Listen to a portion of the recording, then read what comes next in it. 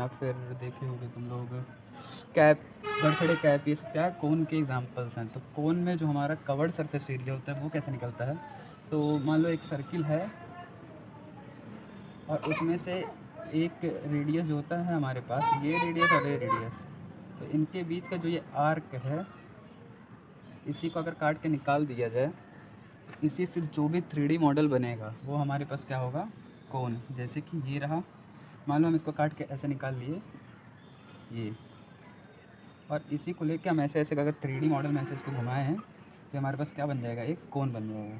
और जो इसकी ये लेंथ होती है, ये रेडियस को हम इसको, तो जो आर्क का ये जो साइड होता है इसको हम इसमें बोलते हैं एल। एल मतलब होता है इसकी स्लैंट हाइट। क्या होती है इसकी स्लैंट हाइट, यानी तिरछी हाइट। ठीक, और ये सर्किल का जो रेडियस हमारे पास हो गया वो हो गया आर।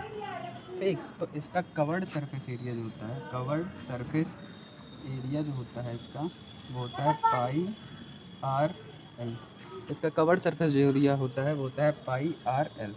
और टोटल सरफेस एरिया कैसे होता है, मैंने उस दिन बताया था कि टोटल सरफेस एरिया कैसे होगा। बेस एरिया हमेशा, टोटल सरफेस एरिया में फाइंड करने के लिए हमेशा कवर्ड सरफेस एरिया में बेस एरिया ऐड होता है और छत का एरिया। पर कोन के केस में कोई छत नहीं होता है, इसमें बेस होता है।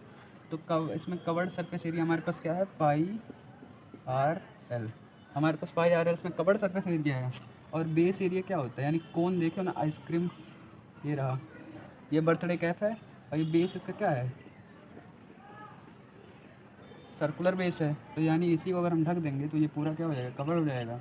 इसका रेडियस क्या हो जाएगा, इसका मान लो रेडियस अगर आर है तो इसका एरिया क्या हो जाएगा, पाई आर स्क्वायर। क्यों, क्योंकि सर्किल है और सर्किल का एरिया क्या होता है, पाई आर स्क्वायर। अब यहाँ से लिखो पाई पाई, आर और आर कॉमन निकालो, पाई और आर अगर कॉमन हो गया तो एल प्लस आर, ये इसका तुम्हारा हो जाएगा टोटल सरफेस एरिया। और एक चीज़ और जान लो, कोन में अगर दिया है तुम्हारे पास, ये रहा कोन, और इसमें रेडियस अगर आर है और स्लैंट हाइट एल है, तो एच अगर हमको फाइंड करना है तो ये हमारे पास 90 डिग्री बनता है। तो इसमें क्या हो जाएगा, हाइपोटेनस यानी पाइथागोरस थ्योरम से L square equals to H square plus R square.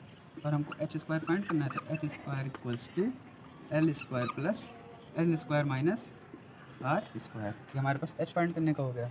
और तुमको उस दिन हम बताए थे कि अगर हमको जब कभी भी तुमको फाइंड करना हो वॉल्यूम, तो वॉल्यूम के लिए हम तुमको इतना अच्छा बताए थे कि बेस एरिया जो भी रहे उसमें हाइट का मल्टीप्लाई कर दो।